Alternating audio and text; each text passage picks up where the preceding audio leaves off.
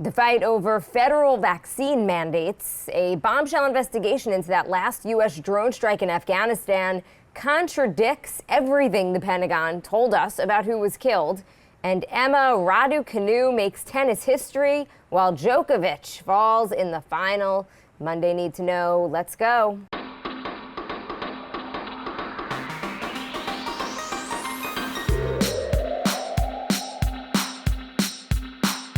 Good morning. This is Cheddar's Need to Know podcast for Monday, September 13th. I am Jill Wagner with Carlo Versano. Hey, good morning. Hey, Wags. How was your weekend? It was okay. It was very eventful because we're trying to get my daughter ready for school, which starts today for her and so many other kids. And also, of course, it was the 9/11 anniversary. It's just a really sad, reflective day, I think. Yeah, I watched a lot of the coverage. I watched a couple of documentaries, read some stuff, and I saw the Tribune and Light, which looked incredible on Saturday night under those clear skies here in New York City. It did. All right, let's get to some news here. The White House is defending those new federal vaccine mandates as appropriate and legal amid criticism from Republicans that the administration's strategy of using OSHA to enforce mandates for private businesses is unconstitutional. The Surgeon General made the Sunday TV rounds saying that the government has the legal authority to make Vax-or-Test mandates in those businesses with more than 100 employees. He pointed to Tyson Foods as a company that saw its vaccination rate shoot up from 45 to 70% when it put a mandate in place. In upstate New York, there's actually one hospital system that says it's going to have to pause delivering babies because some employees have quit rather than get vaccinated. Oh, God. What? They should do what Reagan did when he just fired all of the air traffic controllers when they went on strike and just rehired them. I mean, how could you work in a hospital and refuse to get vaccinated? I'll never understand that. It boggles my mind. Meanwhile, by the way, if not for everybody else, for you, you're in a hospital. You're the epicenter of the virus. Yeah, I mean, seriously, even if you just are motivated by selfish things, you'd think that would be enough to do it. Anyway, in New York City, the biggest public school district in the country, students return to the classroom today, many of them for the first time in 18 months. It'll be a big test here in New York to see how it goes. Probably going to be a fair amount of disruptions, although it is worth noting that we're now pretty much everybody goes back to school today, I think, if they haven't already. And the schools that have been open in areas with high vaccination rates like New York, at least so far, knock on wood, have not seen too many outbreaks. The ones in more poorly vaccinated regions in the South have been dealing with quarantines, temporary closures, and some schools having to go back to being remote, which of course is just, I can't imagine, just a disaster for those poor kids. We are getting a little bit of, I think, a clearer timeline and when vaccinations might be available for kids 5 years to 12 years anyway. And it's looking like perhaps in October, as early as October. So that's the latest guidance, which is great. I saw that Dr. Scott Gottlieb said that on CBS yesterday, and he seems to have sort of the inside scoop when it comes to this stuff because of his work with Pfizer. So, hey, from your lips to God's ears, right? The thing that's so puzzling to me about the backlash to the vaccine mandate is that it's really not a mandate. Okay, the alternative is that you just get tested weekly. No one's losing their job if they're not vaccinated. Yep. And I just don't get it, because even if you are vaccinated, but especially if you're not, and especially if you're back at work in an office, why wouldn't you want to get tested every week just to have peace of mind? I would love it if we were tested every week. Please. I mean, I just don't understand. So to me, again, what is the issue? A mandate is you're vaccinated or you're fired. I think the media perhaps is using the wrong word, and even the Biden administration is using the wrong word. It's a very easy alternative. Vax-or-Test. That's the strategy here. Vax-or-Test. If you're not going to get vaccinated, you got to get tested. It's not the end of the world, people. It is literally the least you can do at this point. But even those nurses and everybody who's working in that maternity ward in that hospital, why wouldn't you want to? You don't want to get vaccinated. I don't get it, but okay. Why then would you're not vaccinated and you're working in a hospital, why wouldn't you want to get tested every week?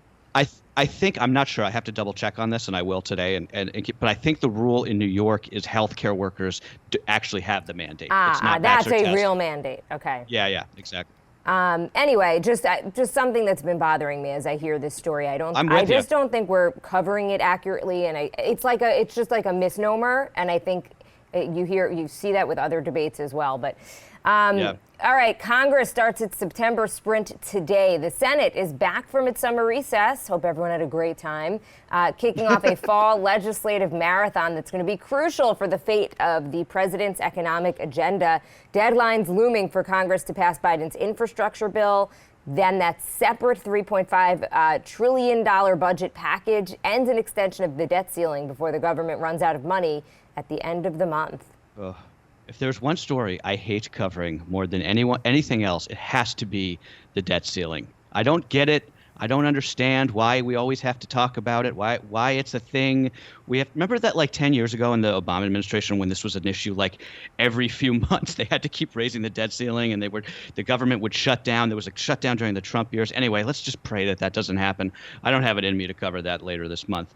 But on the stuff that does matter, the budget bill you mentioned, facing serious pushback from some moderate Democrats, including Senator Joe Manchin, of course, also Kristen Sinema in Arizona. Manchin said this weekend that he wants to see that $3.5 trillion package cut down by more than half before he would consider supporting it. And just a reminder, they need his support. They need everybody's support. They can't lose a single vote. Democrats currently in the process of figuring out how to pay for that bill. Notably, the plan is for it to be more or less paid for, not for it to add to the deficit.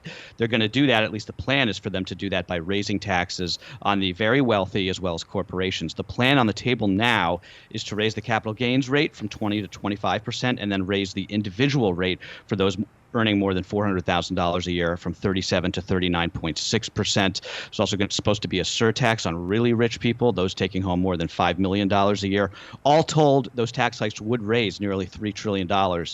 So we'll see if they can get that. Manchin floated a $1.5 trillion headline number, so my guess is it will fall somewhere under $2 trillion, but the whole thing's still far from certain. This thing may not even happen at all.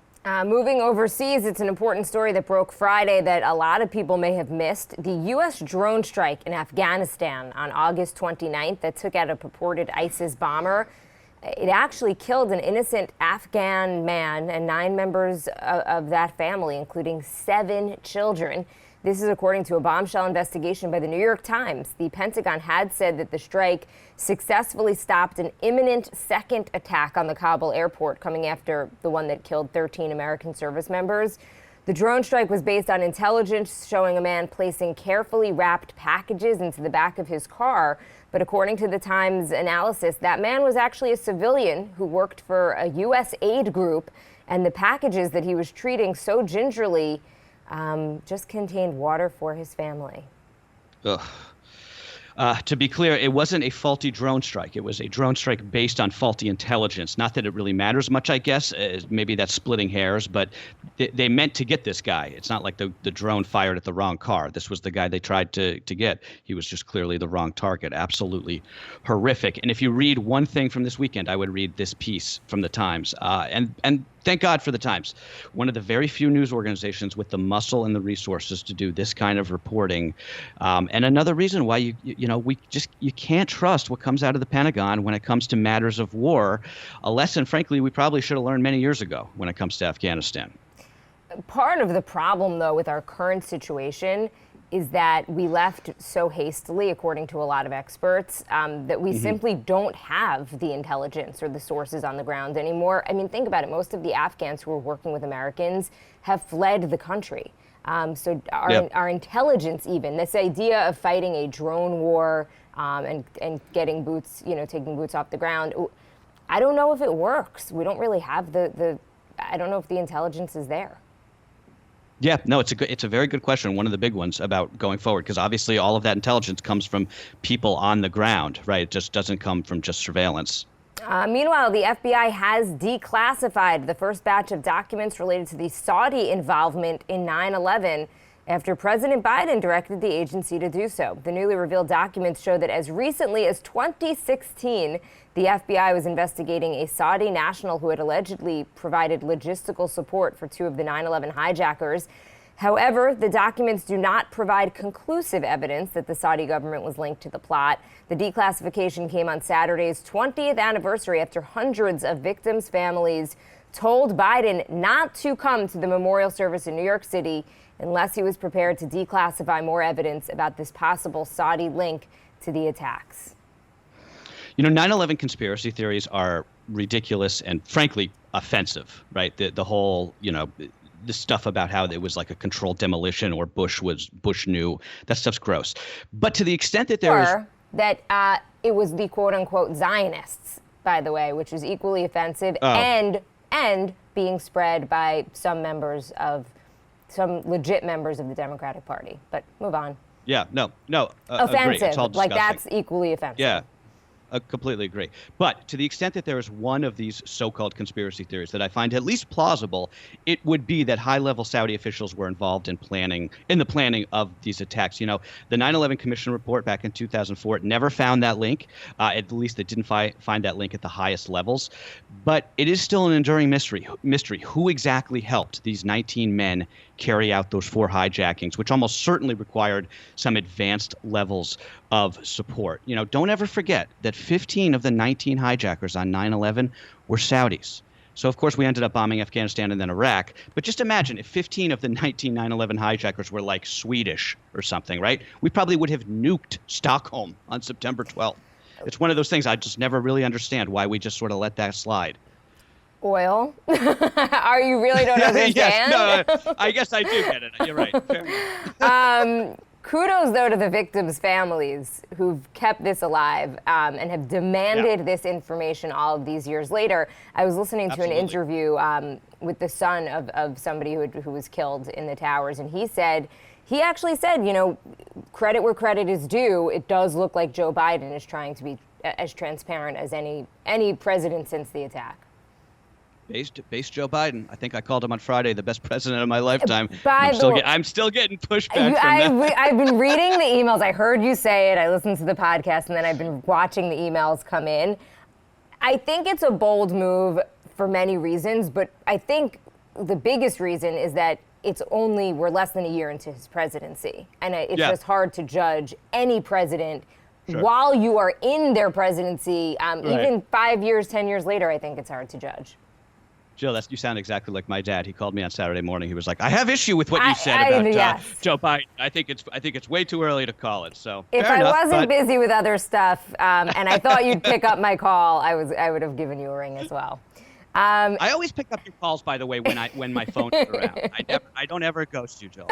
By the way, you are one of the few people that I talk to on the phone on the regular, actually. You and my parents. There's a few people that are in that rotation. I hope that everybody, though, this weekend took a little bit of time to either whatever in some way that was appropriate to you, took some time to just reflect and just think about what happened on September 11th. One of the things that I noticed, and I don't know if you watched any of the coverage, the reading of the names, which is always so incredibly powerful. So powerful. It felt like this year, when you were listening to people reading the names of wherever the memorial was, at Ground Zero, at the Pentagon, it felt like there was also this now call to unity, kind of like this plea from family members of these victims to say, let's put politics aside, like let's get back to this place where we were on September 12th, where we were united. We were proud to be Americans. We had something that was sort of holding this country together that went beyond politics. It seems like we're in this crazy phase. Most people, I think, fall somewhere in the middle where they can appreciate the other side, where you can have a debate, where, most people do not fall on the fringes of the Republican or the Democratic parties. And I agree with that sentiment, and I don't know if you noticed that, but it seemed like that was sort of a recurring message when you listen to these victims' family members. No, I agree, and it was moving to see Bush and Obama and Clinton and who's the current president? Biden. Sorry, your favorite, already here. the quote unquote best of your lifetime. But I thought it was really moving to see them all together down there at Ground Zero, all but one of the former presidents there marking the occasion, to your point. Switching gears, Epic Games, the maker of Fortnite, has already filed to appeal Friday's big ruling in its antitrust fight with Apple. That ruling came as a blow to both companies, with the judge finding that Apple wasn't running a monopoly, at least when it comes to mobile gaming. But in a blow for Apple, the judge also decided that it cannot stop app developers from directing users to their own purchase systems and away from Apple's. This sort of got buried, but this is like the biggest business story that we've had in quite a while. Yeah, it's always tough on the pod when big stories happen on like Friday afternoons, because it's like, is that too like late to like, is it too happened in the past too much, or you know what I mean? Yeah. I don't know, but no, you're right. This is a big story, and it could have major implications for Apple's lucrative revenue stream that comes from the App Store. They make $100 billion, by the way, off the App Store, which is an insane amount of money, obviously, and that could end up being the big takeaway from all this, that Apple won't have that ability to continue to sort of be that gatekeeper to control the app economy going forward. But we'll see. The appeals are already flying, but I think the big takeaway was that nobody really won, at least in this ruling. Epic and Apple both suffered pretty big setbacks. Yeah, and again, if anybody just forgets what this is all about, Apple basically takes a 30% cut of sales from an app in its app store, and these apps. So and that cost mostly just gets passed to the customer. If you're thinking, why do I care as a consumer? If you use an iPhone, that's why. Okay, just want to quickly mention in sports, it was opening weekend in the NFL, but the biggest headlines came on the tennis court at the U.S. Open. Novak Djokovic denied his calendar Grand Slam in a record-breaking 21st major, falling in the Open final to Daniil Medvedev of Russia in one of the biggest upsets in recent tennis history. Medvedev's first major title, it was his first major title. Djokovic fell behind early, as he's known to do, but he just could not mount this comeback that the fans were waiting for. So his quest to overtake Federer and Nadal continues. Meanwhile, on the women's side, that was where the real action was, I think. Emma Raducanu, as you mentioned earlier, of Britain, becoming the first player to win a Grand Slam title from the qualifying rounds. Insane. Not to mention the fact that she's 18. I mean, she's 18 years old. Think about what she's accomplished. Think about what you accomplished when you were 18, right? Unbelievable. Bupkis. Also, she's the first woman to win the U.S. Open without dropping a single set since Serena did it in 2014. Until 3 months ago, Raducanu had never even played in a tour-level match. Just think about that. She beat Leylah Fernandez in straight sets to cap what I think is probably not only one of the most incredible underdog runs in tennis history, maybe all of sports. I don't even really know what would compete with it. Just unbelievable. This match was so good. And these women were so poised, and both just beautifully spoken after the match. Leylah Fernandez in particular, I mean, she's just a star to watch, I think. And the way that she spoke about New York and its resilience. Yeah, that was great. You know, just marking the fact that this match was being played on the 20th anniversary of September 11th. I found both of these women to be so compelling. And look, Serena, I hope she comes back because I'm a huge fan, but you could see the torch being passed to this next generation of tennis players. Yes, absolutely, Jill. By the way, one thing before we left, Michelle, our audio engineer, just corrected me on something. George Bush was not at the 9/11 memorial on Saturday in New York. He was in Shanksville. So just to be clear there. Somebody's paying attention. I guess I should say I wasn't paying attention either. He got a lot of praise for his speech, in which he talked pretty eloquently about the attacks and the heroism, but also about where we are as a country right now and coming together. And he didn't mention Trump's name, obviously. He didn't want to, or the January 6th insurrection specifically, but he was sort of alluding to that as being equally dangerous for this country. I think, just very briefly, say what you will about George Bush, and I don't have much good things to say about him, but one thing that I will always respect about what he did was after 9/11, he immediately went to a mosque that Friday, and he talked about how we're not at war with Islam. This is not about, the Muslim faith. This is about specifically these terrorists and this ideology within Islam. It sort of went to hell in a handbasket from there. But he did not use, in the immediate aftermath of 9/11, the divisions in this country with regard to religion that were sort of erupting to his political benefit. And I'll always respect him for that. And quickly, before we go, Justin Bieber, Lil Nas X, they took home the top honors at the MTV Video Music Music Awards. They were broadcast live last night from the Barclays Center in Brooklyn. Madonna opened the show with a cheeky salute to MTV's 40th birthday. Olivia Rodrigo made her VMA debut performing Good For You. Maybe that's the closest thing we get to Song of the Summer, Carlo. Also, Alicia Keys sang Empire State of Mind. That was the one thing that I caught, which was pretty cool. I love that song. And just in terms of the drama that the VMAs are known for, that came when Machine Gun Kelly, who's a real person, and Conor McGregor, the UFC fighter, got into some sort of physical altercation on the red carpet. Unclear why, but luckily Megan Fox was there to break it up. Good old Megan Fox. Okay, that we got to leave it there. That is what you need to know for Monday, September 13th. All right, Wags, have a good one. I'll see you guys tomorrow.